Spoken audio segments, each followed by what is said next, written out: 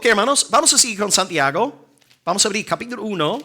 El mensaje hoy se llama los pobres y los ricos.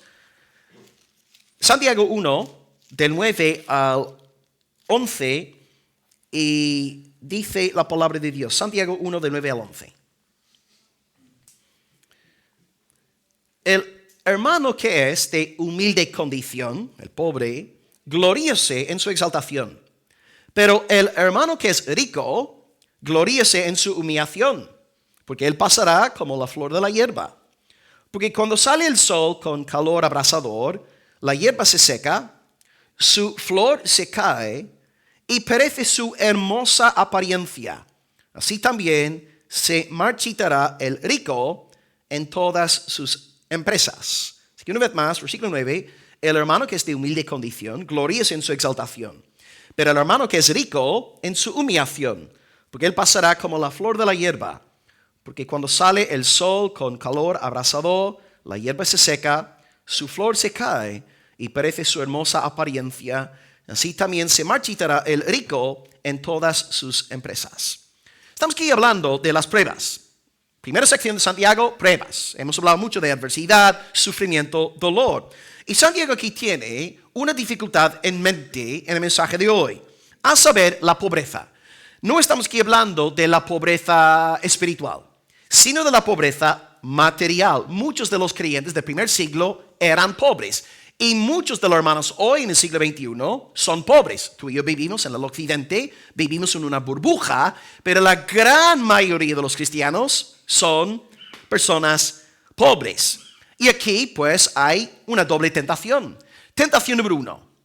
Los hermanos pobres en una determinada congregación pueden entrar en resentimiento, odio, murmurando contra los hermanos más adinerados de la iglesia. Un pecado, una tentación muy real. Pero por otro lado, los hermanos ricos corren la tentación de querer desvincularse de los hermanos pobres de la iglesia y no asociarse con esa gente. Y en todas las iglesias hay personas con más o menos dinero, ¿verdad? Incluso en barrios ricos habrá gente en esas iglesias más ricas y personas menos ricas. En barrios pobres habrá gente más y menos pobre, ¿no? Nuestra iglesia, General Luque y Almería, ¿no? La gente rica vive en Avenida Mediterránea y los pobres estamos en Agua Dulce, Vícar, Roquetas del Mar, ¿verdad, Doris? O sea, incluso en nuestra iglesia hay gente con pasta y hay gente que no tenemos nada. Pero Dios quiere que las cosas sean así. A Dios le agrada que haya diversidad en el cuerpo del Señor. Los pobres tienen que amar a los ricos tienen que amar a los pobres. Y vamos a ver esto hoy en nuestro mensaje. Así que sepamos, antes que venga Cristo, nuestra iglesia, si bien es cierto, es una creación divina, amén, es un fenómeno humano. Y por tanto, van a haber problemas en la iglesia. A veces uno piensa, qué bonito sería tener una iglesia sin un solo problema. No, esto hay que dejar de soñar. Hasta que Cristo no venga, habrá problemas en la iglesia. Siempre habrá problemas porque es una comunidad de pecadores redimidos. Siempre habrá pleitos, tensión, y debemos pues luchar en el poder del Espíritu Santo para que no haya ese malestar en la iglesia, sobre todo por cuestiones de estatus socioeconómico. Pues vamos a empezar con el primer punto. Tenemos hoy 2 puntos en esta mañana. 1, pobreza. 2, riqueza. Hay que tener cuidado para que la iglesia no se divida por cuestiones de estado socioeconómico.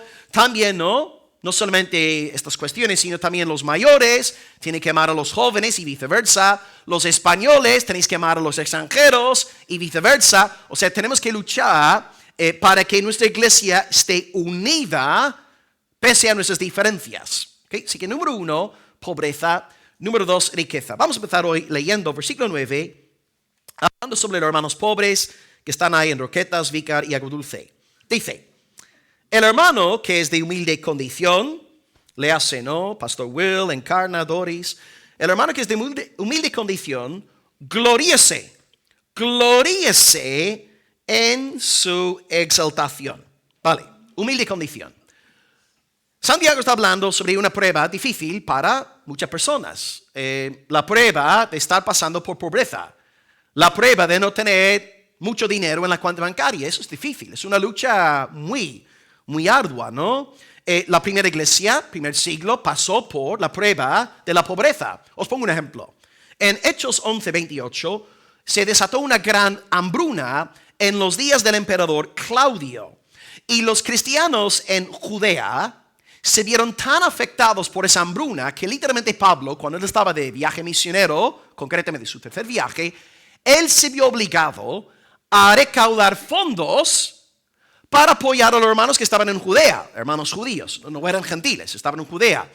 Y Pablo se ve que en Macedonia, una iglesia gentil, en Acaya, otra iglesia gentil, los hermanos, con esa generosidad que caracteriza al pueblo de Dios, ellos ofrendaron dinero, dándolo al apóstol Pablo para que él luego regalase este dinero a los santos en Jerusalén. Y de hecho él dice a los romanos, él tenía la meta de viajar a Roma, pero quería primeramente pasar por Jerusalén.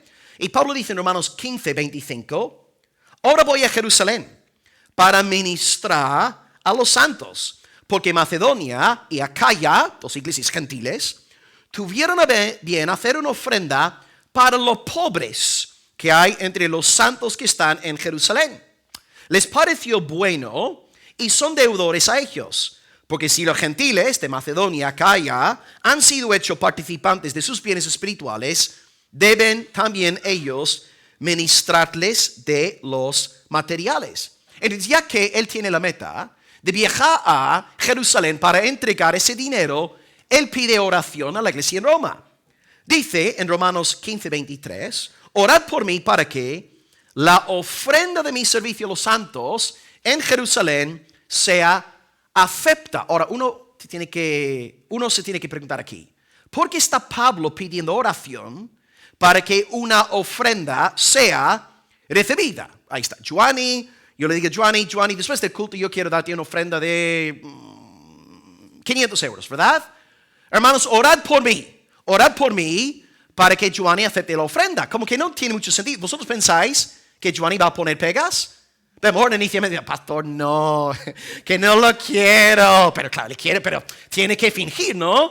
Pero Giovanni va a recibir los 500 euros. Entonces, ¿por qué Pablo dice a la iglesia en Roma, orad por mí para que esta ofrenda sea aceptada?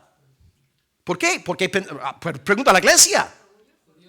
Son judíos recibiendo dinero de dos iglesias gentiles. Y sabéis muy bien en el primer siglo, la lucha más intensa en la iglesia apostólica fue la tensión entre judíos y gentiles. Hasta el propio Pedro empezó a alejarse de los gentiles en Antioquía. Y Pedro tuvo que reprender a Pedro. Pedro, un hombre que había estado 3 años y medio con Jesucristo, un apóstol que había predicado a Cornelio, que había predicado en Samaria. ¿Os dais cuenta? Los judíos luchaban con esto. Y ahora Pablo recauda dinero en Macedonia, en Acaya, y ahora viaja hasta Jerusalén para entregar dinero gentil. Dice, hermanos, orad por mí, orad para que los judíos, los cristianos judíos, acepten esta ofrenda. Es decir, Pablo temía que aquellos para quienes traía la ofrenda no estuviesen dispuestos a aceptarla. Osvaldo Fuentes, él estuvo con nosotros el año pasado, acaba de sacar un nuevo libro esta semana sobre Romanos. Él explica muy bien lo que está pasando aquí. Dice el pastor Fuentes, algunos judíos cristianos dudaban aún si todos tenían el mismo derecho ante Dios. Dudaban aún de los creyentes gentiles en Macedonia y en Acaya. Entonces existía la posibilidad de que los creyentes en Jerusalén no aceptaran la ofrenda de esta iglesia gentil de Macedonia y Acaya. Entonces Pablo está orando para que Dios sane, cure la relación entre judíos y gentiles. Ahora, nosotros vivimos en Almería y en nuestra iglesia no hay ningún conflicto por esa cuestión, no judíos y gentiles, pero fue una lucha muy real en el primer siglo. Muchos de los primeros cristianos vivían en pobreza. Y no solamente está el problema socioeconómico. Tenéis que acordaros de que sufrían a nivel social también. Por ejemplo, decían de los cristianos, en primer lugar, que eran ateos. Y uno dice, ¿cómo puede un cristiano ser ateo? Porque los cristianos no adoraban a los dioses greco-romanos. Entonces, popularmente, hablaban del pueblo cristiano diciendo, son ateos, cuidado con ellos. También decían que los cristianos eran caníbales, porque supuestamente comían el cuerpo y bebían la sangre de su fundador. son ateos, son caníbales. También decían que eran incestuosos, porque entre sí se amaban, hermanos y hermanas, y tenían fiestas de amor. Y la mente torcida del imperio atribuía el pecado de incesto a la iglesia cristiana. Y es más, también llevaban a los cristianos revolucionarios, porque ellos no podían decir que César es el Señor. Para la iglesia cristiana hubo un solo Señor, y este Señor no era el César, sino Jesucristo. Así que ellos confesaban a Jesucristo como Señor. ¿Os dais cuenta? No solamente la iglesia sufría a nivel socioeconómico por problemas de dinero, como hemos comentado aquí en el caso de Jerusalén, sino también sufrían por, la murmuración, las falsas acusaciones, las calumnias de los paganos. Literalmente, nuestros hermanos del primer siglo ocupaban el último escalón de la sociedad. Hoy, estamos en el siglo XXI, las cosas no han cambiado mucho. Puertas Abiertas acaba de sacar sus nuevas cifras sobre la iglesia perseguida del año pasado. El año pasado estuvimos hablando de 365 millones de cristianos perseguidos a nivel mundial. La cifra ha saltado 15 millones más y ahora son 380 millones de hermanos nuestros que no están en el occidente. Nosotros vivimos en una burbuja, pero más allá del occidente, 380 millones de nuestros hermanos sufren altos niveles de discriminación por su fe. Aquí tenéis algunos de los datos más sobresalientes ahí en la pantalla. 380 millones de cristianos sufren altos niveles de persecución, discriminación. Casi 4.500 hermanos asesinados. 2024, hermanos. El martirio no es cosa del pasado, es cosa del presente. Más de 7.500 congregaciones atacadas alrededor del mundo y 4.700 hermanos detenidos. Así está la realidad, hermanos, las cosas no han cambiado. De nuevo, vivimos en España. No sufrimos de esta manera, ¿no? No conozco a ningún hermano ahora asesinado, no siglo XXI. Yo no me acuerdo de haber leído en el periódico de ningún creyente evangélico siendo asesinado aquí en Almería. A lo mejor estoy equivocado, pero que yo sepa, no ha habido ni un solo mártir en Almería en el siglo XXI. No están atacando nuestras iglesias. No veo a nadie prendiendo fuego a nuestro edificio y tampoco veo a nadie aquí siendo arrestado. Pero es la realidad más allá del occidente. Las cosas no han cambiado.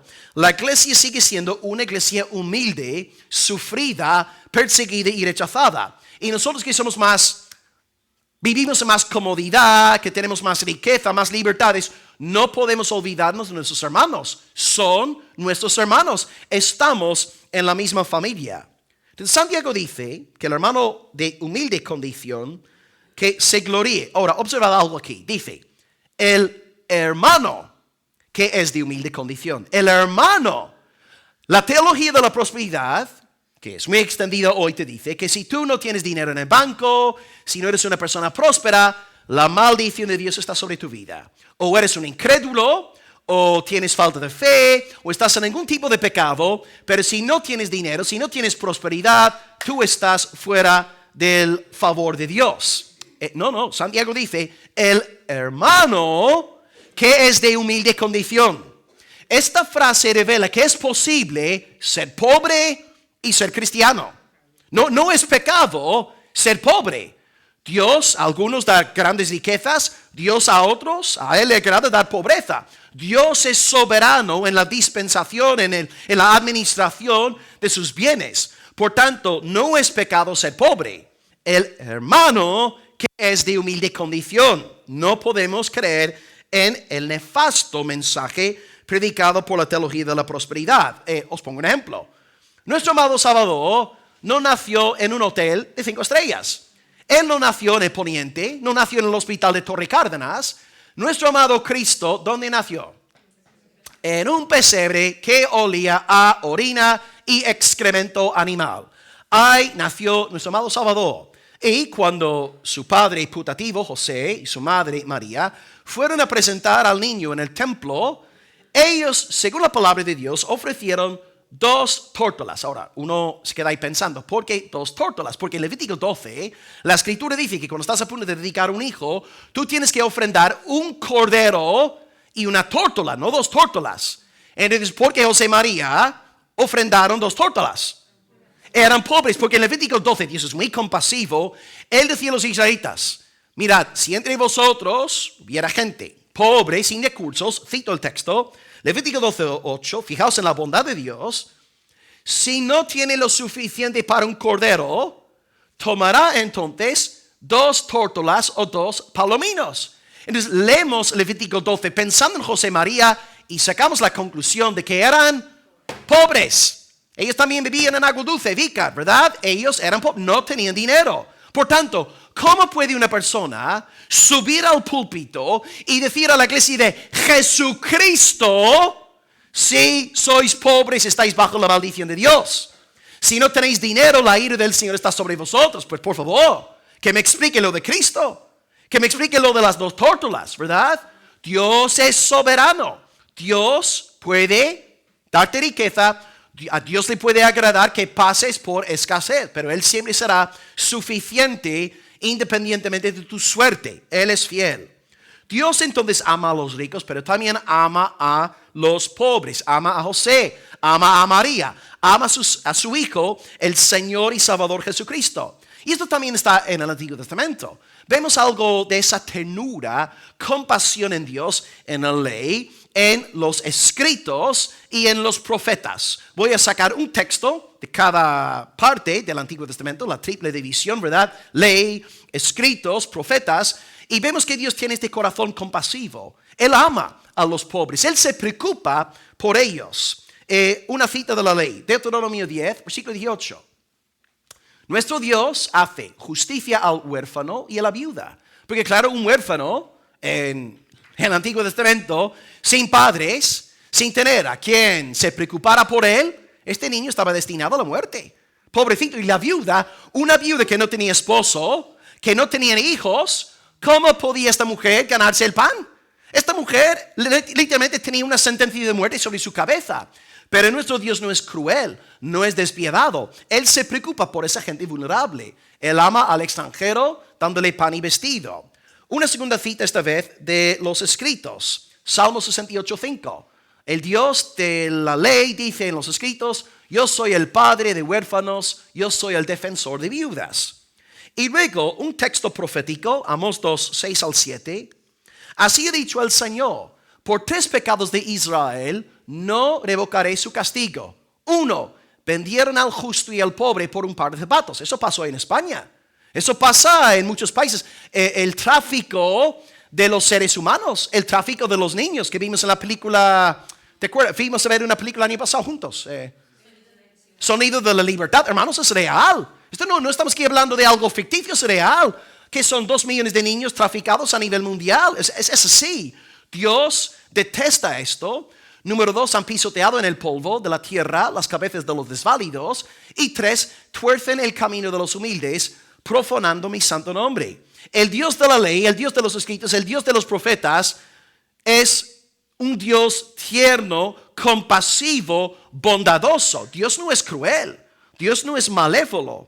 Así que en el Nuevo Testamento, cuando vemos este carácter de Dios, ya fue revelado en el Antiguo Testamento. Es más, en unos meses estaremos en Santiago 2, y os adelanto un texto que estudiaremos ahí. Santiago 2:5 dice lo siguiente. Hermanos míos amados, oíd.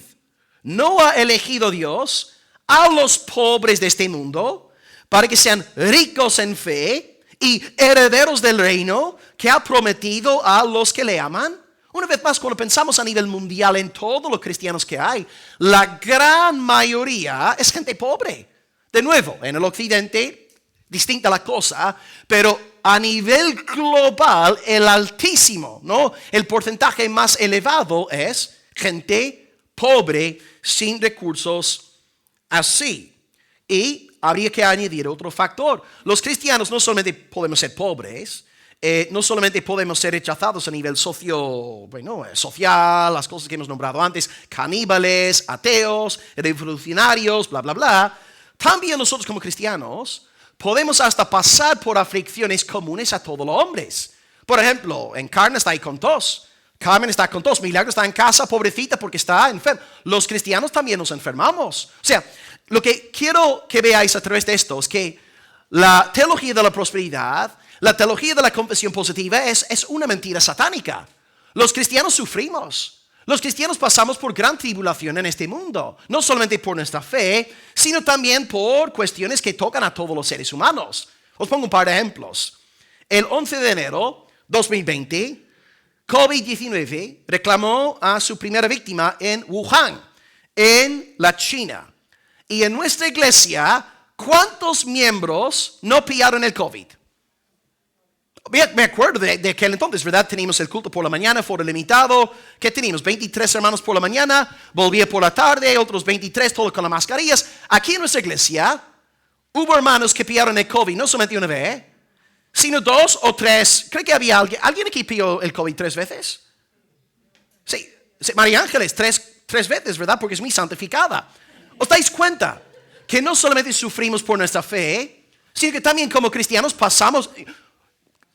A principios del COVID decían, no, si eres cristiano, el COVID no te tocará. No, el COVID no te llegará porque tú has nacido de nuevo. Qué falso, ¿no? El COVID nos tocó. Luego, otro ejemplo más cercano a casa. ¿Os acordáis del Dana? El año pasado, fecha 29 de octubre. Y luego vimos ahí como el Consejo Evangélico de la Comunidad Valenciana abrió una cuenta solidaria especial para recaudar fondos destinados a apoyar la obra ahí. Hay un hermano, ¿no? A quien siempre, cuando me pregunta por las redes, pastor, ¿puedes recomendarme una iglesia en Valencia? Envía todos a la iglesia del hermano Guzmán. Y os acordáis, ¿no? El testimonio que oímos de él, de cómo, bueno, en su propia iglesia, los hermanos lo perdieron literalmente todo. ¿Ves? Ser cristiano no te libra de un desastre natural como el Dana, como el COVID. Y más recientemente, me imagino que os habréis fijado en los incendios en California que empezaron en el mes de enero.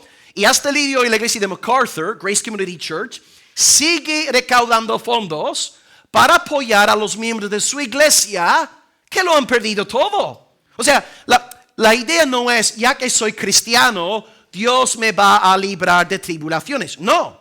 Si eres cristiano, pasarás por la tribulación, pero Dios será más que suficiente para ti en toda tribulación. Es que ahí está María Ángeles, tiene COVID, no puede salir de casa, pero ahí está bien, porque el Señor es su pastor, el Señor está con ella.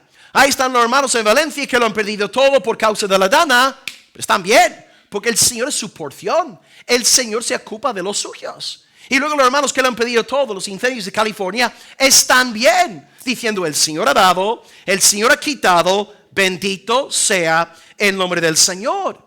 Es una locura, pues, que haya gente, porque las hay, ¿no? Hay personas ahora que están diciendo, no, Dios va a arrebatar a su iglesia para que no pase por tiempos de tribulación. Y yo me pregunto, pero vamos a ver, la iglesia lleva 2000 años en tribulación. El pueblo de Dios es un pueblo sufrido, un pueblo humilde, un pueblo que muchas veces lo pasa mal en este mundo. La semana pasada os compartí algunos textos que vuelvo a citar rápidamente para que veáis que el plan de Dios para nosotros no es librarnos de las dificultades, sino sostenernos en medio de las dificultades. Me está viniendo a la mente la imagen de los 3 amigos de Daniel metidos en el horno de fuego. Ser siervo de Dios no te libra del horno de fuego, pero estando en el horno de fuego, Dios estará ahí contigo. Dios te estará infundiendo nuevas fuerzas. Dios estará llenando tu espíritu de paz, de gozo y de amor. Es que no somos, hermanos, escapistas. No podemos pensar, bueno, si soy cristiano no voy a sufrir. No. Precisamente Dios usa la aflicción con el fin de santificarnos y hacernos semejantes a la imagen de Jesús. Aquí os cito textos de Pedro, Pablo y Jesús que nombré la semana pasada. Número 1, hermoso este texto, la ilustración es buenísima. 1 Pedro 1, 6 al 7. Os alegráis, hermanos, aunque ahora por un poco de tiempo, si es necesario, tengáis que ser afligidos en diversas pruebas, para que sometida a prueba vuestra fe, mucho más preciosa que el oro, el cual, aunque perecedero se prueba con fuego, sea hallada en alabanza, gloria y honra cuando sea manifestado Jesucristo. ¿Ves? La voluntad de Dios es que su pueblo pase por adversidad para que se fortalezca en el Señor. Luego, 2 textos de Pablo. Hechos 14, 22. Es necesario a través de muchas tribulaciones. entremos en el reino de Dios. Y hay gente que dice, no, Dios nos va a librar de la tribulación. Es que no tiene sentido. Dios no tiene en mente la idea de salvarnos y luego darnos una vida tranquila. El cristianismo es todo menos un lecho de rosas. La gente que dice, no, conviértete a Cristo y desaparecerán todos tus problemas, se irán todos tus dolores de cabeza, son unos mentirosos. Precisamente decía Arthur Sproul, después de convertirse, decía, fue cuando me convertí a Cristo, cuando los problemas comenzaron en mi vida. ¿Verdad? Muchas veces vivimos bien, estamos tranquilos, nadie nos molesta, nos convertimos al Señor. ¡Fu! El mismo infierno se levanta en contra de nosotros. No es la voluntad de Dios que nos escapemos de la adversidad. Él nos sostiene en el horno. Otro texto de Pablo, Romanos 5:2. Nos gloriamos en la esperanza de la gloria de Dios. Y no solo esto, sino que también nos gloriamos en las tribulaciones. ¿Cómo? Sabiendo que la tribulación produce paciencia. Y lo que Pedro y Pablo aquí nos están diciendo es un fiel reflejo de la enseñanza de Jesús. Él nos dice en Juan 16:33, estas cosas os he hablado, para que en mí tengáis paz. En el mundo tendréis aflicción. Jesucristo te lo está diciendo. Jesucristo no dice, no os preocupéis, os voy a librar de la tribulación, no vais a sufrir ni un solo día de vuestras vidas. ¿Qué va? Todo lo contrario. Si vais a seguirme, sufriréis. Padeceréis, pero yo estaré con vosotros. Confiad, yo he vencido al mundo. Santiago, Pedro, Pablo, el Señor Jesucristo nos prometen a todos lo mismo en esta mañana. Adversidades, aflicciones. ¿Os acordáis del primer sermón que os di este año sobre Santiago? Y empecé a profetizar aquí en pleno púlpito. ¿De qué profeticé? ¿Alguien se acuerda de lo que profeticé? Pruebas. No prediqué, hermanos, os profetizo Rolls Royce, Ferrari, mansión. No, hermanos. Pruebas, dificultades, adversidades, lágrimas, tristeza, dolor. Esto sí es una palabra de parte de la palabra de Dios. Por tanto, es posible que un cristiano pase por momentos de gran aflicción aquí en esta tierra. ¿Y cuál es la reacción que ha de caracterizar al creyente? Aquí está Santiago, dice, el hermano que es de humilde condición, el pobre que lo está pasando fatal, fíjate lo que dice, esto de nuevo, sin el Espíritu Santo no puedes entender lo que escribe. El hermano que es de humilde condición, gloríese en su exaltación. O sea, Santiago está pidiendo que la gente sufrida, pobre, humilde en la iglesia esté contenta. Está pidiendo que esa gente se alegre. Y esto me hace pensar, es inevitable pensar en lo que prediqué hace un par de semanas. Santiago 1, versículo 2. Hermanos míos, tened por sumo gozo cuando os halléis en que en prosperidad, en diversas pruebas. Damas y caballeros, o Santiago está loco, colgado, o Santiago está en el Espíritu Santo. Si tú no tienes el Espíritu Santo, lo que dice Santiago que es una locura, ¿no? El hermano que es de humilde condición, pasándolo fatal, gloríese, no, hágase la víctima, ay pobrecito, ay no, gloríese, alegría, gozo en el Espíritu. Hermanos pobres de General Luque Almería, querido hermano pobre, gózate. Alégrate, estate contento en el Señor.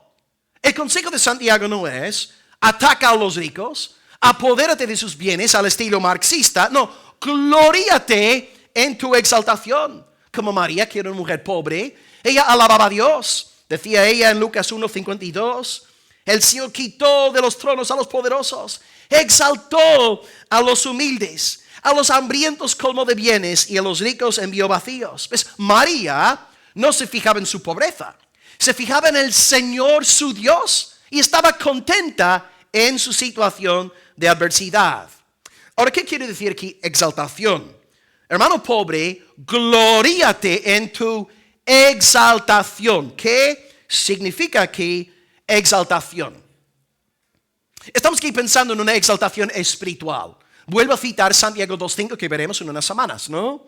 Hermanos míos amados, no ha elegido Dios a los pobres de este mundo para que sean ricos en fe y herederos del reino que ha prometido a los que le aman.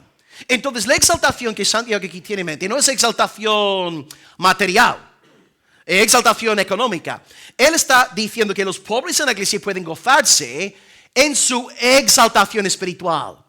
Exaltación equivale pues a Jesucristo, su evangelio, la vida eterna, el perdón de los pecados. ¿Qué hay mayor que esto? ¿Qué más podrías desear?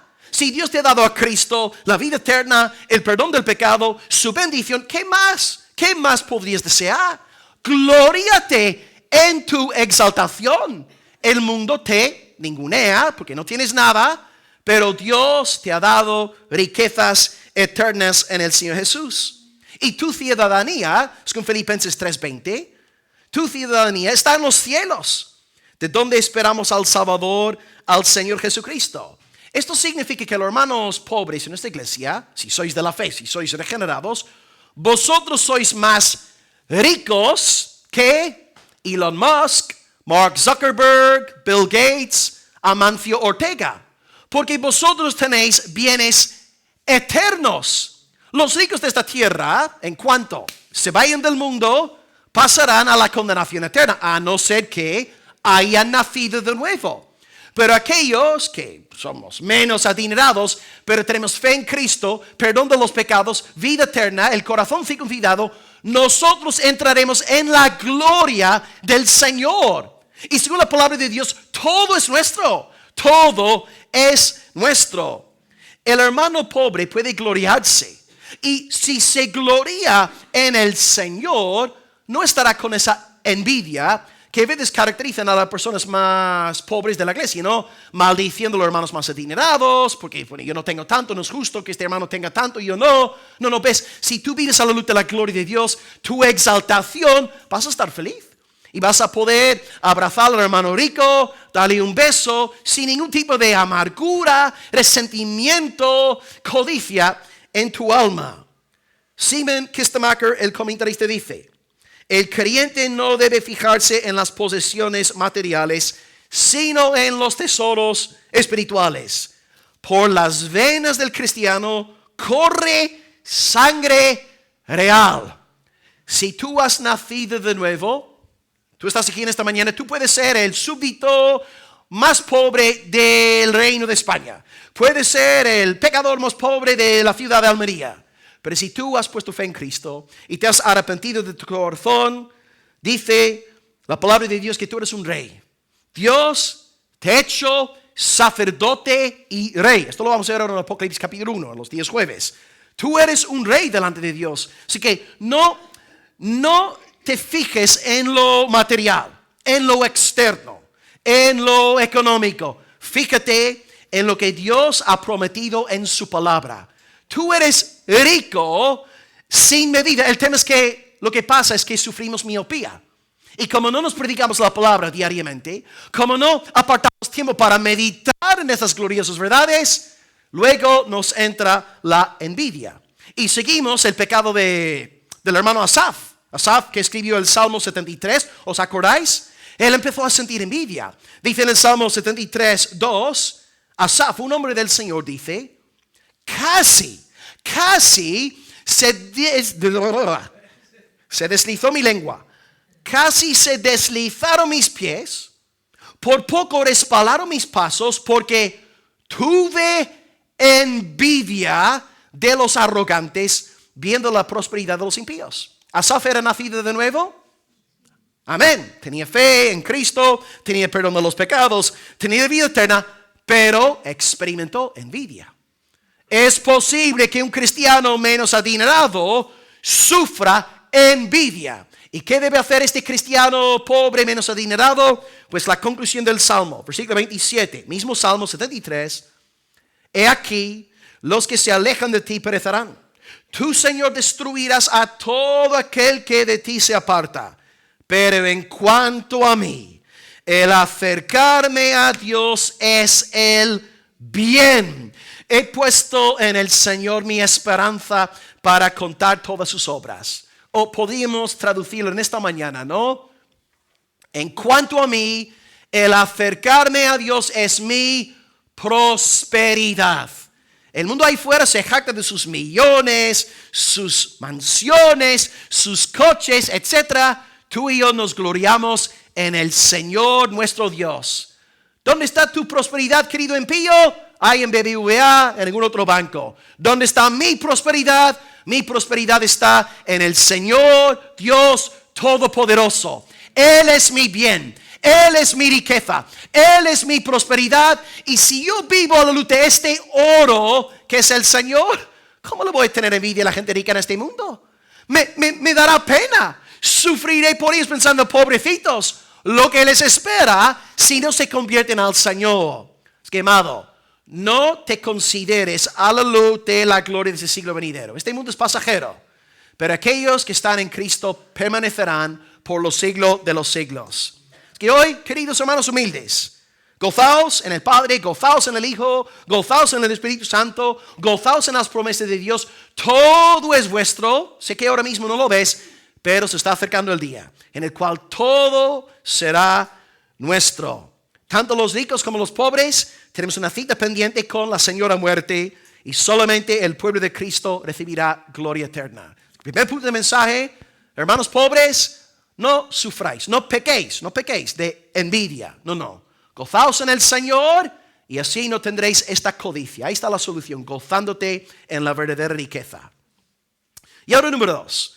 Vamos a dirigirnos ahora a la gente rica de la iglesia que vive aquí en General Luque, Avenida Mediterránea, pescadería en general, ¿verdad? Ahora vamos a hablar a los ricos. Número 2, riqueza, versículos 9 y... No, perdón, versículos 10 y 11. 9 ya lo vimos. 10 y 11. Los hermanos ricos. Ok, el pobre tiene que gloriarse en su exaltación. Versículo 10. Pero el que es rico tiene que gloriarse en su humillación. Él pasará como la flor de la hierba, porque cuando sale el sol con calor abrasador, la hierba se seca, su flor se cae, y perece su hermosa apariencia. Así también se marchitará el rico en todas sus empresas. Ok. Hemos hablado del pobre. Es posible ser pobre y creyente. Pero aquí aprendemos un segundo dato. Es posible ser rico y ser regenerado.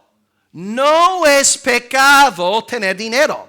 No es pecado ser próspero. Esto lo vemos en el Antiguo y en el Nuevo Testamento. Pongo un par de ejemplos.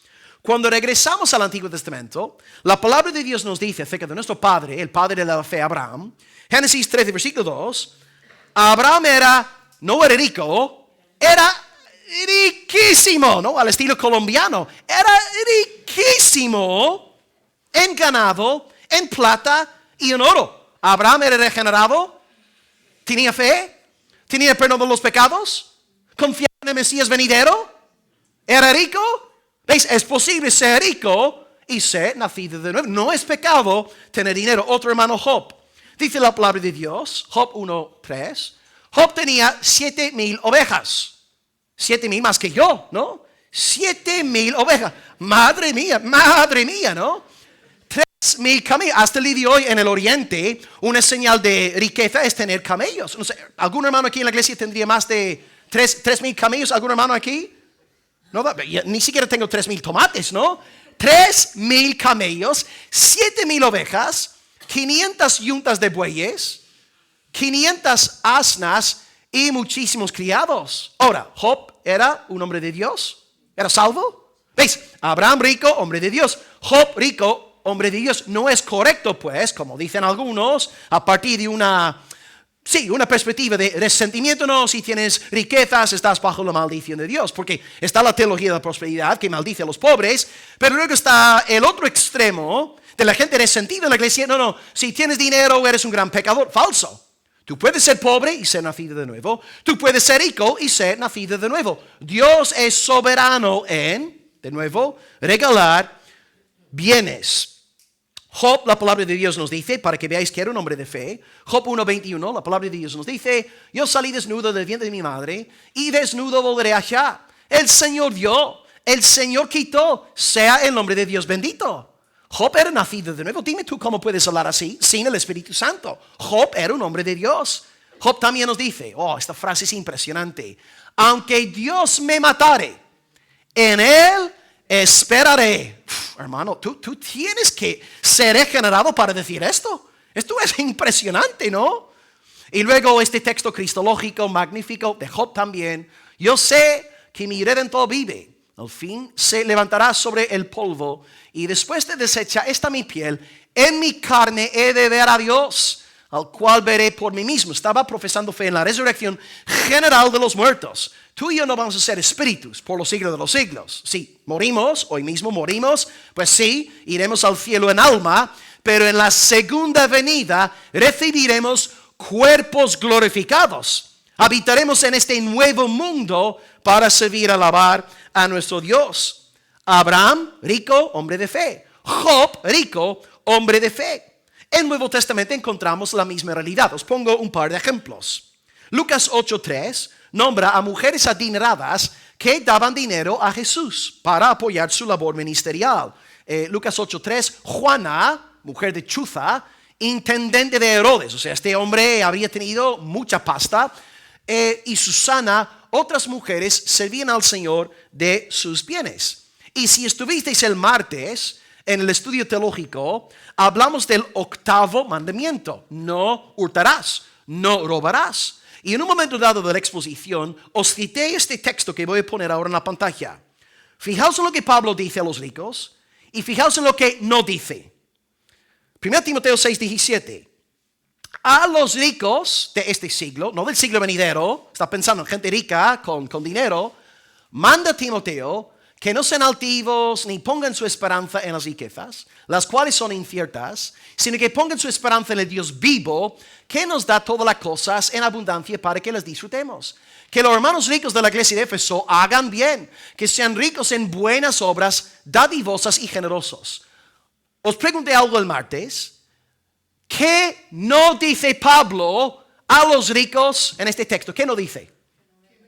Exactamente, no dice, hermanos ricos de Éfeso, palabra del Señor, vended todo lo que tenéis, dando este dinero a los pobres. No dice eso. Lo que dice es, ricos, disfrutad de lo que tenéis. Dios te ha dado todo para que lo disfrutes, pero acuérdate de los hermanos necesitados. Sed dadivosos, sed generosos, sed un reflejo de este Dios que nos da abundantemente y sin reproche. Dios no está en contra de que tú tengas riquezas, pero sí está en contra de que tú pongas tu esperanza en ellas y de que seas un mezquino, un tacaño. O sea, si Dios bendice a un hermano, unos hermanos de la iglesia de forma abundante, estos hermanos no deben olvidarse de la gente más necesitada. Por esta razón Dios nos coloca a todos en un mismo cuerpo para que nos sirvamos unos a otros. Es que no es pecado tener dinero, no es pecado tener prosperidad. Dios, según su multiforme sabiduría, da a algunos y no da a otros. Pero tanto el pobre como el rico ha de poner su fe en el Señor. Ahora tú y yo vivimos en Europa. Nosotros estamos en el occidente y aquí, claro, no podemos decir que somos pobres. Yo sé que a lo mejor, según los estándares de España, uno en nuestra iglesia puede sentirse más pobre que otros hermanos aquí españoles y otros hermanos que viven en España. Pero cuando tú y yo nos comparamos con los hermanos que están en África, ganando menos de $2 al día, los hermanos en Asia que ni siquiera llegan $1 al día, hermanos, sería un acto de pecado. Nosotros decir aquí en Europa, siglo XXI, sería un pecado decir, somos pobres. No es así, hermanos. Tú y yo vivimos como príncipes. Tenemos electricidad. Yo en mi casa, yo puedo girar el grifo y ¿sabéis lo que sale? Agua sale de mi grifo. ¿Vosotros sabéis cuántos millones de hermanos míos en África, en Asia, no tienen acceso a agua? Yo tengo electricidad, tengo agua, tengo una nevera. En verano como gazpacho, bien frío, sacado de la nevera, aleluya. Hermanos, yo soy de todo menos pobre. Ok, no tengo las riquezas de Amancio Ortega, pero no soy pobre. Cuando pienso en el pueblo de Dios a nivel mundial, no somos pobres para nada. Porque Dios también, gracias a la influencia del cristianismo y gracias a sus valores, el occidente, sus raíces cristianas, estas raíces han permitido que haya prosperidad entre nosotros. Si tú te fijas, por ejemplo, en la lista, un ejemplo de eso, ¿no? La influencia del evangelio a lo largo de los siglos. Hoy por hoy, si tú entras en internet después del culto y consideras el índice de percepción de corrupción, los países más limpios y transparentes a nivel mundial son países con raíces cristianas y sobre todo raíces evangélicas. Os leo rápidamente la lista. Dinamarca, Finlandia, Nueva Zelanda, Noruega, Singapur, Suecia, Suiza, los Países Bajos, Alemania y Luxemburgo. El único país no cristiano, en términos de tradición, el único país no cristiano es Singapur. Y en la lista, el único país no protestante, no evangélico, es Luxemburgo, que es un país católico. ¿Os dais cuenta que gracias a la expansión del evangelio, predicamos el evangelio para que la gente sea salva? Pero Dios es tan bueno que cuando el evangelio empieza a penetrar en una sociedad, la gente se convierte al Señor, se arrepiente, vive para la gloria de Dios en todos los ámbitos de la sociedad. Esta sociedad empieza a experimentar cambios. Y hoy tenemos, ¿no?, los países menos corruptos a nivel mundial son países con tradición evangélica protestante. La palabra de Dios bendice a las naciones. Y yo sé que más adelante en nuestras exposiciones sobre Santiago veremos también que el protestantismo no solamente genera una cultura de transparencia, una cultura de ética de trabajo, que los cristianos son esforzados, se niegan a sí mismos, respetan a sus jefes, ¿verdad? Derraman su sangre y su sudor en el lugar de trabajo. El cristianismo también genera generosidad. Y los países más dadivosos a nivel mundial son países tocados por el poder del evangelio cristiano. Tú y yo pues vivimos en el occidente. Y gracias a nuestras raíces cristianas, somos más ricos que nuestros hermanos de hace 2000 años. Ellos empezaron a predicar, el evangelio entró en aquellos países en aquellas naciones como levadura, y ahora estamos viendo el buen resultado, los buenos frutos. Pero en nuestra generación nos hemos apartado del Dios de nuestros antepasados y habrá consecuencias si no nos arrepentimos. Es posible ser rico y cristiano. No es pecado tener dinero en el banco. Pero dice aquí Santiago, el que es rico, pues, gloríese en su humillación. Pobre, gloríate en tu exaltación. Rico, gloríate en tu humillación. ¿Qué es aquí la humillación? La humillación y la exaltación se refieren a la misma cosa. Se refieren al evangelio del Señor Jesucristo. Porque la esencia de nuestro evangelio es la humillación de nuestro Señor Jesús. En nuestros cultos de oración, muchos hermanos citan en voz alta Filipenses 2, aquel párrafo tan hermoso. Leo versículos 7 y 8. Jesucristo se despojó a sí mismo, tomando forma de siervo, hecho semejante a los hombres, y estando en condición de hombre, se humilló a sí mismo, haciéndose obediente hasta la muerte y muerte de cruz. El evangelio es un evangelio de exaltación, amén. Pero antes de ser una noticia de exaltación, primeramente es una noticia de humillación. El evangelio es humillación, es cruz, es muerte, es sangre. Y el rico ahora debe gloriarse en identificarse con un Salvador humillado. Porque el rico, según Proverbios, tiene un montón de amigos. ¿Quién no quiere ser amigo del rico? ¿No? Por eso la gente siempre está con Nico, ¿no? Porque Nico es súper próspero y la gente no quiere dejarlo en paz. Pero el rico, que es súper popular en el mundo, ahora abraza el evangelio de Jesús. Y ahora va a sufrir rechazo. Él tiene que asociarse con un Salvador humillado, rechazado. Es que para el rico, abrazar el evangelio conlleva humillación. Se tiene que humillar al identificarse con un Cristo crucificado. Primer siglo. Si tú eras una persona popular, rica en el primer siglo y de repente te haces cristiano, ahí se acaba tu vida social. Ya no te invitan a más fiestas, más banquetes. Tú ya eres una persona non grata. ¿Cómo puedes identificarte tú con Jesús Nazareno, este varón crucificado, como revolucionario?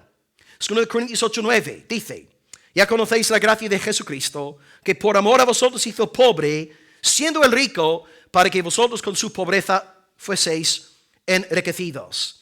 El evangelio que predicamos es un evangelio de pobreza, según los estándares del mundo. Es un evangelio de humillación. Es un mensaje de vergüenza. Es una piedra de tropiezo. Es una locura. Es insensatez. Y por tanto el rico tiene que gloriarse en esta humillación. Tiene que gloriarse en Cristo y este crucificado. Y así podrá soportar el rechazo social. Porque de nuevo el rico, al convertirse a Cristo, perderá también contactos socioeconómicos, ya no tendrá tantos enchufes y podría sufrir. Pero el rico debe gloriarse en esta humillación. Y hay otro sentido también en el cual el evangelio es una humillación para la persona rica. Digamos que hay una persona rica, un amo, primer siglo, ¿verdad? Un amo que tiene muchísimos criados. Y esta persona acaba de convertirse al Señor Jesús. Él ahora entra en una iglesia en gran parte pobre. Gente menos adinerada que él, ¿no? Y la palabra de Dios dice en 1 Corintios 1, 26, 29. Mirad, hermanos, vuestra vocación. No sois muchos sabios según la carne. Que yo sepa, en nuestra iglesia no hay ningún filósofo profesional, ¿no? Yo puedo estar equivocado, pero no tenemos aquí ningún sabio según la carne. No hay muchos poderosos aquí entre nosotros. Yo no veo aquí ningún realmente dirigente sociopolítico, no hay ningún presidente aquí entre nosotros. No sois muchos nobles, sino que cumplido nos echa, qué piropo nos echa el apóstol Pablo. Sino que lo necio, ahí estás tú, hermano. Lo necio del mundo escogió Dios para avergonzar a los sabios. Lo débil del mundo escogió Dios para avergonzar a lo fuerte. Lo vil del mundo escogió Dios y lo que no es para deshacer lo que es, a fin de que nadie se jacte en su presencia. Es que yo soy pobre, ¿no? Yo vengo a una iglesia, otra gente pobre. Bueno, yo no es un acto de realmente mucha negación de mí mismo, ¿no? Porque como soy pobre, estoy rodeado de pobres, pues ya está, yo soy un pobre más, no pasa nada. Pero que un rico empiece a congregarse, a asociarse con nosotros. Gente que huele mal, gente que no tiene champú en casa. Esto es un acto de tremenda humillación. Y hay más. No solamente el rico a nivel social va a estar asociándose con gente humilde. Luego en la propia iglesia, él va a estar ahí sentado en su silla y detrás del púlpito a lo mejor hay un esclavo predicando. Algunos piensan de hecho que Onésimo, el esclavo de Filemón, que huyó y se topó con Pablo ahí en la cárcel, algunos piensan, según la historia, que él se convirtió en un pastor de la iglesia. O sea, ¿te imaginas? Ahí está Filemón, con todo su dinero, súper rico, de hotel en hotel, un hombre que podía ir en jet privado a todo sitio. Filemón se sienta en la segunda fila al lado de Nicolás y sube el pastor Onésimo a compartir la palabra de Dios. Y Onésimo, un esclavo, le está enseñando la palabra a un multimillonario. ¿Os dais cuenta de la humillación que es esto? Un hombre adinerado, aplaudido, celebrado en el mundo, ahora tiene que humillarse, asociándose con gente pobre y encima recibir una palabra de parte de un pastor que antes era su esclavo. ¿Os dais cuenta lo difícil que es para un rico entrar en el reino de Dios? Menuda humillación. El rico va a querer desasociarse de gente así. Yo no ando con gente así. Pero cuando uno nace de nuevo, está dispuesto a amar a toda la iglesia del Señor. Y nosotros también pasamos por la misma tentación. A lo mejor no el ejemplo tan extremo de Filemón, pero a veces nosotros, por ejemplo, en WhatsApp, nunca compartimos versículos por WhatsApp, ni reflexiones bíblicas, ni sermones, porque porque si ven mi estado, mis contactos en el trabajo, y los padres del colegio donde están mis hijos, si ven este versículo, ya no me van a invitar a más sus fiestas, no van a recibirme con puertas abiertas. ¿Os dais cuenta? Nosotros sufrimos la misma tensión social. Ahora, no tan extremo, pero ahí está, nos da vergüenza. Mañana es lunes, ¿verdad? Alguien se acerca a ti, oye, ¿qué hiciste el fin de semana? ¿Qué hiciste ayer? Le vas a decir, estuve en la iglesia. Estuve en la iglesia, palabra de vida, María recibiendo palabra de Dios. Santiago 1, versículos 9 al 11. ¡Wow! Palabra del Señor, ¡wow! ¿Vas a decir esto? Bueno, estoy con mi familia, comimos pollo, fuimos al parque, ¿verdad? Hasta nosotros nos damos cuenta que es una humillación asociarnos con el pueblo del Señor.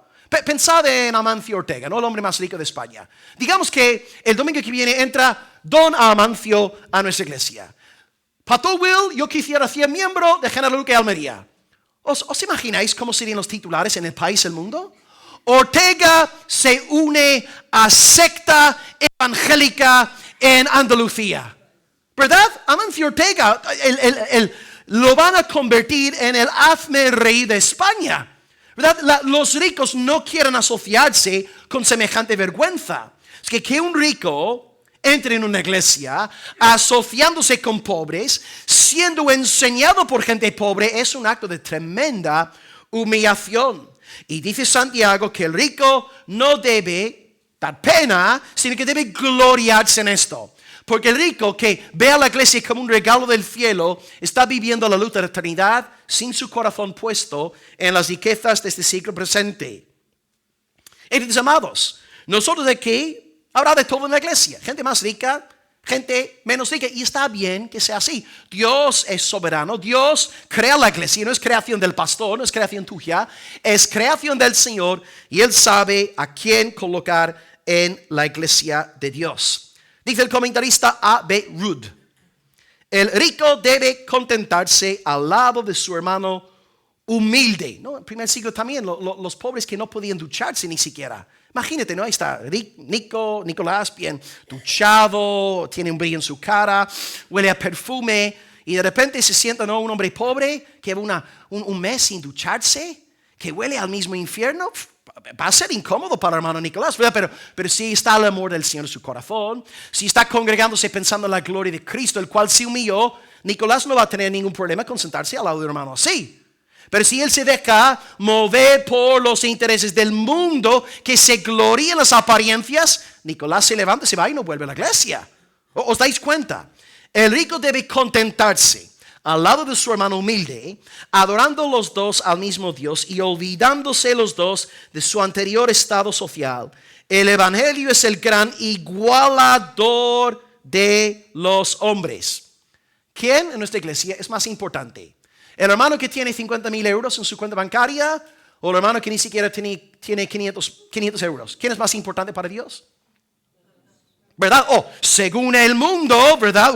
Tienes más de 50,000 en el banco, el jefe del banco te llama para hacerte una tarjeta especial.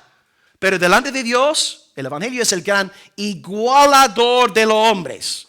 No hay nadie aquí más importante que nadie. Y dicho sea de paso, el pastor no es más importante que nadie.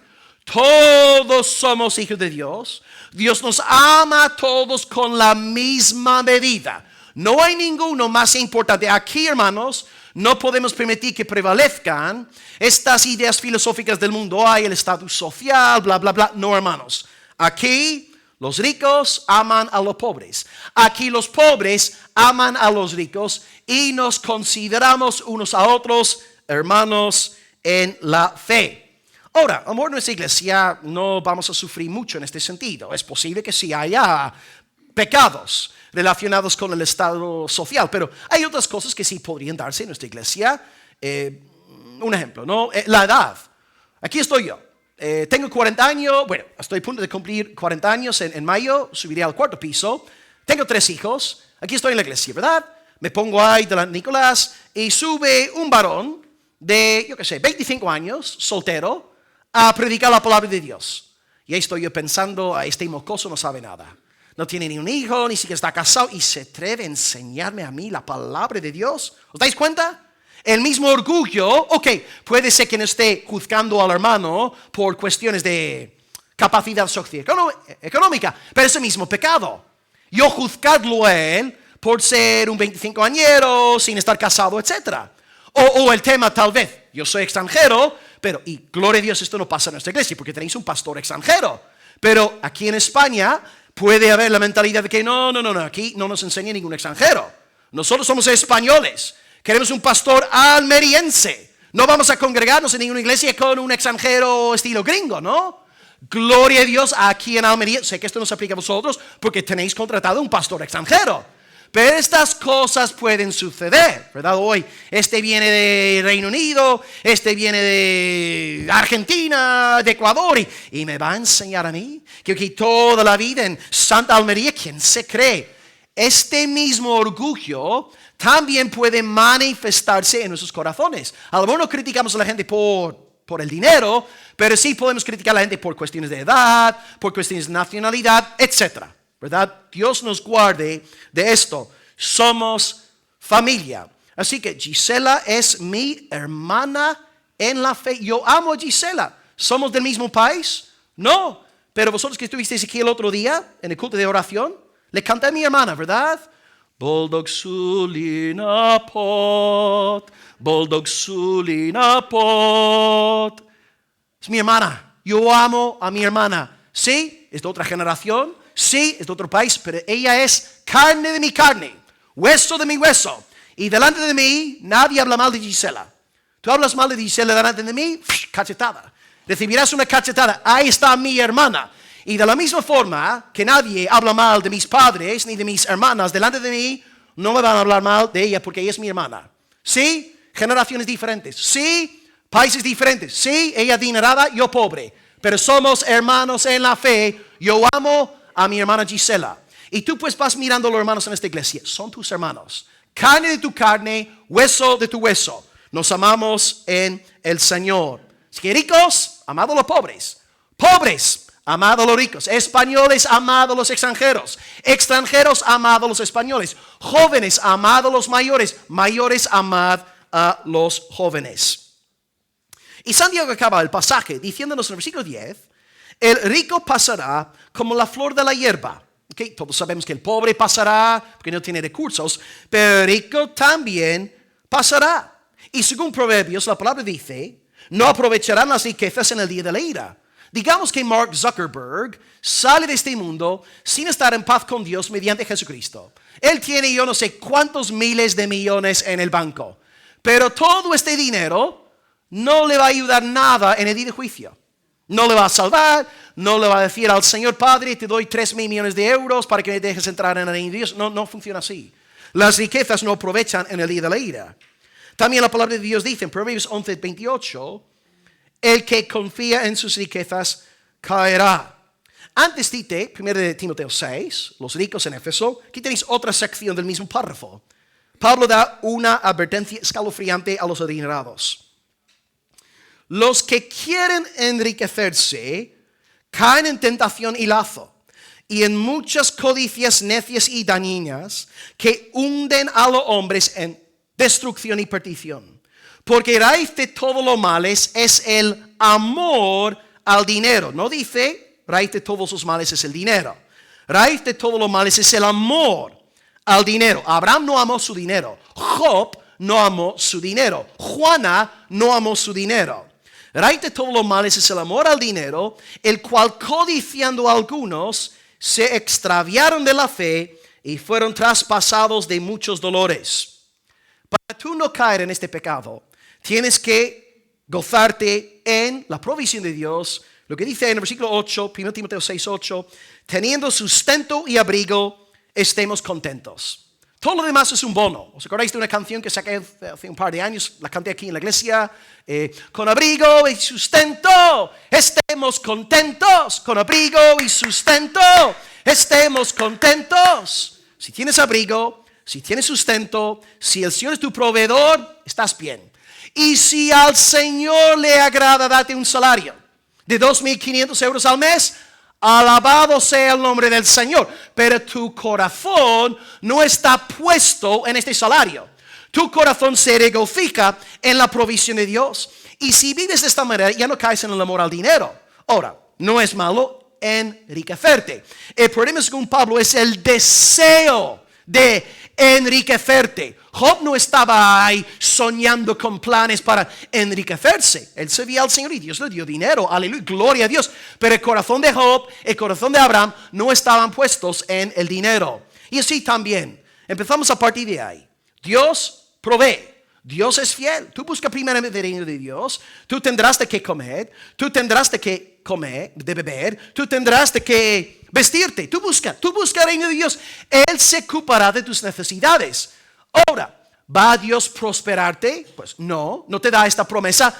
Pero ¿puede Dios en su providencia prosperarte? Sí puede, pero aquí lo que yo no puedo hacer como pastor es decir, como dicen algunos, no, si eres de la fe y estás lleno del Espíritu Santo, Dios te dará riquezas. No, yo no puedo decir esto. Lo que yo sí puedo decir al pueblo de Dios en esta mañana es que nuestro Dios es nuestro Padre. Él suplirá nuestras, necesidades conforme a sus múltiples riquezas en el Señor Jesús. Y si Dios suple nuestras necesidades, estamos contentos. Ahora, si Dios quiere agregar algo más, pues Bienvenido sea. No voy a poner pegas. Sí, gracias, Padre. Pero nuestro corazón no está puesto en el capital, en el dinero. Por tanto, teniendo sustento y abrigo, estemos contentos. La prosperidad es confiar en el Señor. Puritano Thomas Adams dice: todas nuestras monedas de oro no son más que metal para el sepulcro. Ninguna pasará al mundo futuro, no la locura de los reyes de Egipto que fueron, momificados con un montón de dinero para sobornar a los dioses en el siglo venidero. ¡Qué tonterías! No. Las monedas son simplemente metal para el sepulcro. Por tanto, hagamos el bien con nuestros bienes mientras vivimos. Separarnos de lo que no podemos conservar para obtener lo que no podemos perder es un buen negocio. Otro puritano, Daniel Cowdery, dice: la manera de hacerse rico no es acumulando riquezas, sino disminuyendo la codicia y el deseo ilícito de las mismas. Así que, sé sensato, usa tu cabeza. No hace falta siempre tener la casa más grande, el coche más caro. No, sé sensato. Administra lo que tienes en el temor del Señor. Ten un corazón generoso. No pienses únicamente en ti mismo. Si Dios te ha bendecido con abundancia, piensa en cómo se de ayuda. Y a veces después de estar en casa: Señor, te pido que me ayudes a fijarme en las necesidades que hay en la iglesia. Señor, a través de las conversaciones, Señor, guíame para que alguien me diga algo, que me entere de una necesidad, para yo poder suplir, porque tú me has dado de tu abundancia. Ahí está el corazón de un creyente, un hijo de Dios. Y Santiago termina diciendo ahí que el rico pasará como la flor de la hierba, porque cuando sale el sol con fuego abrasador, la hierba se seca, su flor se cae y perece su hermosa apariencia. Así también se marchitará el rico en todas sus empresas. El cristiano adinerado permanece para siempre, pero el adinerado que no es de Dios se marchitará. Su riqueza tomará alas y se irá volando. A mí, cuando pienso en este tema de las riquezas, siempre me viene a la mente la ilustración del hombre rico en Lucas 12, el necio. Y él se ve que sus campos habían producido tanto, ¿no? Vamos, manzanas, naranjas, pepinos, tomates, lechuga, zanahorias. Tenía de todo. Y en vez de él pensar de todo lo que Dios me ha dado, ahora cómo puedo bendecir a otros, cómo puedo ser de ayuda para los huérfanos, las viudas, los pobres, en vez de tener el corazón de Dios, lo único que decía era: yo voy a construir para mí graneros más grandes. Y luego diré a mi alma: alma, repósate, tienes muchos bienes preparados para muchos años. Come, bebe, regocíjate. Fue grandemente prosperado, pero en ningún momento pensó en sus hermanos en la fe. Y el Señor se acercó a ese hombre necio y le dice, Dios literalmente le dijo: necio, insensato, esta noche vienen a pedirte tu alma. Y lo que has provisto, ¿de quién será? Y el Señor Jesús nos da una advertencia. Así es el que hace para sí tesoro y no es rico para con Dios. Aquel rico, como flor, subió, creció, tenía su hermosa apariencia, pero luego se marchitó. Y este hombre lleva 2000 años sufriendo en el infierno. ¡Qué locura! La vida del rico llega a su fin repentinamente, en medio de su afanosa ocupación de ganar dinero. Judas Iscariote también, por la codicia, traicionó a nuestro amado Salvador, el Señor Jesús. Por tanto, amados, si el dinero es pasajero, si el dinero se nos va, si no aprovecha nada en el día venidero, ¿sobre qué debemos fundamentar nuestras vidas?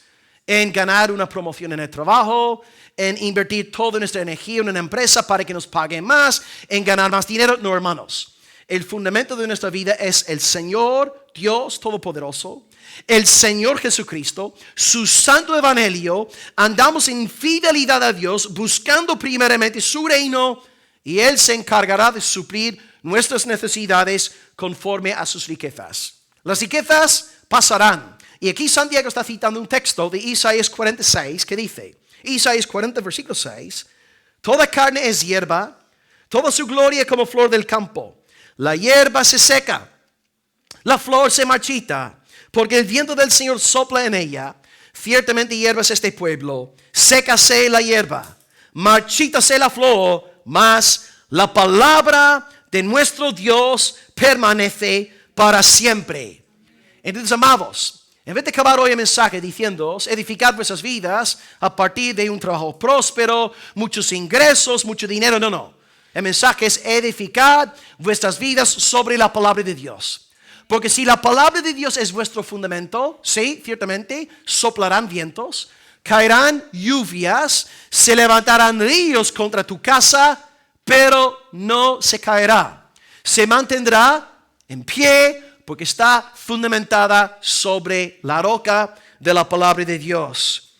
Dios, que Él sea tu Señor, Él es tu proveedor. No te preocupes por las necesidades, preocúpate por buscar a tu Padre y es su promesa que Él cuidará de ti. Y si Dios decide en su providencia darte más, dale las gracias y no seas mezquino, no seas tacaño. Acuérdate también de la gente necesitada conforme la enseñanza hoy de la palabra del Señor. La palabra de Dios permanece para siempre. Todos estamos en un proceso de, voy a inventar una palabra, marchitización, ¿no? Todos nos estamos, miradme a mí, ¿no? Cuando llegué aquí a Almería, apenas hace, ¿no? Tenía 31 años, tiene la cara, ¿no? Como dice el texto, hermosa apariencia, ¿no? 9 años más tarde, fijaos en mí, qué cara, ¿no? Una cara de sapo, ya tengo que usar crema para esconder mis arrugas, estoy tintando mi pelo para que nos deis cuenta que ya tengo pelo gris. Además, estamos en un proceso, y este proceso, en 9 años, si regresas 8 años, regresas a Palabra de Día María, voy a estar así más encorvado, andando con más lentitud. Y todos están, ¿quién no está en este proceso? El hombre exterior se está desgastando, pero el hombre interior se está renovando día tras día a la imagen del Señor Jesucristo. Por tanto, construye tu vida sobre la roca de la palabra de Dios y permanecerás para siempre. Y si estás aquí en esta iglesia y no eres el Señor Jesucristo, la única forma de sobrevivir en el día final será estar en Jesucristo, ser hallado en Él. Por tanto, hoy, mediante la fe en Él y el arrepentimiento, acercaos a Dios el Padre, pidiéndole perdón por todos sus pecados. Padre, perdóname por haber puesto mi confianza en el dinero, en mi edad, en mi sexo, en mi nacionalidad, en lo que fuera. Padre, hoy me humillo, recibiendo el evangelio de la humillación de Cristo, confiando únicamente en la santa sangre que fue derramada en expiación por los pecadores. Dame fe en Cristo, dame arrepentimiento y te seguiré el resto de mis días. Amén. Recapitulemos y oremos al Señor. Hoy hemos hablado de 2 puntos: pobreza y riqueza. Primer punto: ¿es pecado ser pobre? No, es posible ser pobre y creyente, el hermano de humilde condición. ¿Y qué es lo que Santiago dice a los pobres? Gloriaos.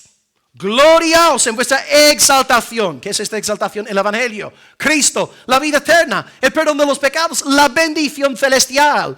Así que, hermanos pobres, no caigáis en el pecado de Asaf, no tengáis envidia. Recordad que todo es vuestro. Recordad que sois multimillonarios en el Espíritu, gozándoos en el Señor. Punto número 2, riqueza. ¿Es posible ser rico y cristiano? Sí. Es posible ser pobre y cristiano, rico y cristiano. ¿Y qué debe hacer rico según Santiago? Gloriarse en su humillación.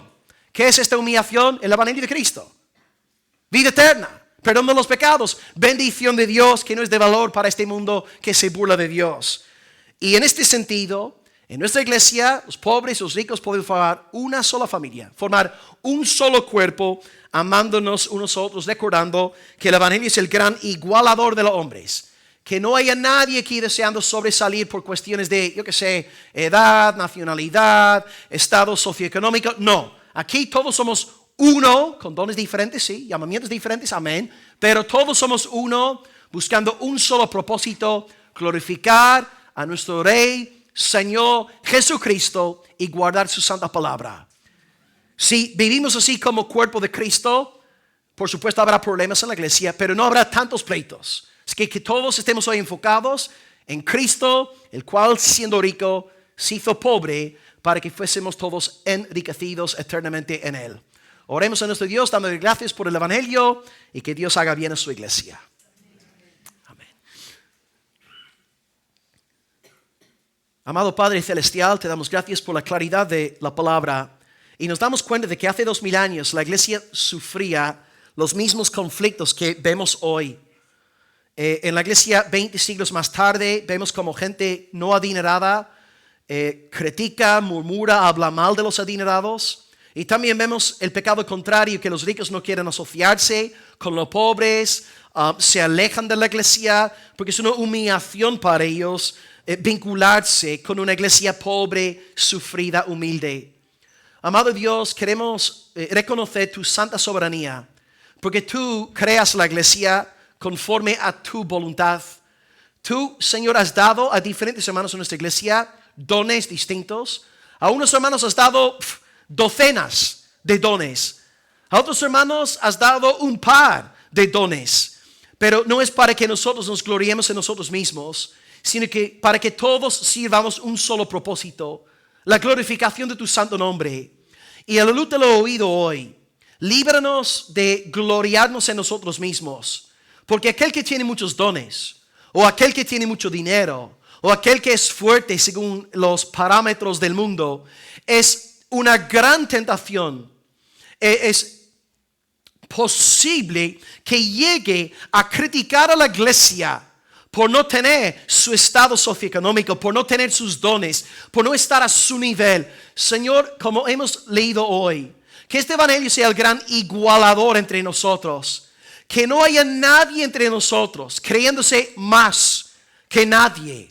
Que podamos servirnos unos a otros, estimando cada uno a los demás como superiores a nosotros mismos. Quita de nosotros cualquier vestigio de orgullo, prepotencia, orgullo, vanagloria. Y danos una iglesia humilde, esa humildad que nace de la contemplación de tu gracia en la faz de Jesucristo. Es que, Señor, por un lado pedimos que ayudes a los pobres, los menos adinerados, a no coger manía a los hermanos más prósperos en nuestra iglesia, que amen a sus hermanos más ricos, recordando que toda bendición es de ti, que tú eres el Dios de la prosperidad y que tú das a algunos y a otros no, porque a ti te place, Señor, y que los pobres pueden siempre contemplar las riquezas eternas, el evangelio, el perdón de los pecados, las bendiciones celestiales. Pero también pensando en los hermanos ricos, y aquí en Europa, todos somos, a la luz de lo que está pasando en el mundo, todos aquí somos muy ricos cuando nos comparamos con lo que los hermanos en África, Asia están actualmente atravesando. Danos a nosotros, Señor, esta mentalidad de humildad, de no alejarnos del hermano necesitado, de no huir del pobre. Pon en nosotros esta compasión que nace de ti. Tú que eres el Dios del huérfano, el Dios de la viuda, el Dios del extranjero, este Dios que hemos visto en la ley, los escritos, los profetas, este Dios de Santiago que dice que Dios ha escogido al pobre para que sea rico en fe. Señor, ayúdanos en nuestra gran abundancia a no ser mezquinos como aquel rico necio que solamente pensó en construir graneros más grandes para sí mismo. Danos a todos un corazón compasivo.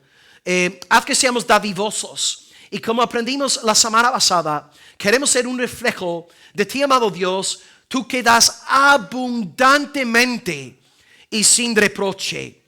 Señor, obra esta generosidad de nosotros, obra esta dadivosidad de nosotros y haznos entender que si tú provees nuestras necesidades, todo lo demás es un bono. Líbranos también, Señor, de querer enriquecernos. Líbranos del peligro de destruir nuestras familias por el afán de ganar 200, 300 euros más a finales del mes. Líbranos del peligro de destruir nuestra vida eclesial por amor a un par de euros más cada semana. Haz que seamos sensatos. No nos permitas ser idólatras deificando el dinero. Queremos, amado Dios, dar prioridad a ti, a tu palabra, tu reino, tu evangelio. Y confiamos en que si hacemos así, tú te ocuparás de todas nuestras necesidades. Y si tenemos de más, pues a ti la gloria, a ti la alabanza, y que no nos olvidemos de ti ni de tu pueblo en nuestra prosperidad. Gracias por tu palabra, porque todo tu consejo nos hace mucho bien. Bendícenos a todos, da a tu iglesia esta hermosa unidad y que puedan desaparecer en la medida de lo posible los pleitos, los malos entendidos que nacen a partir de esta cuestión del estado socioeconómico. Danos una iglesia unida, con un solo enfoque, donde los mayores amen a los jóvenes, donde los españoles amen a los extranjeros, donde los ricos amen a los pobres y viceversa. Danos una iglesia bañada de tu amor, amado Dios, y que esté en cada uno de nosotros el amor fraternal no fingido. Gracias por tu palabra, nos ha hecho mucho bien en esta mañana, y ayúdanos pues en tu espíritu a ponerla por obra en esta nueva semana que hoy comienza. Te damos gloria en el nombre de Jesús, confesando que Él, y solamente Él, es nuestra verdadera riqueza, Él es nuestra verdadera prosperidad, Él es nuestro verdadero bien, y el pueblo de Cristo dice amén.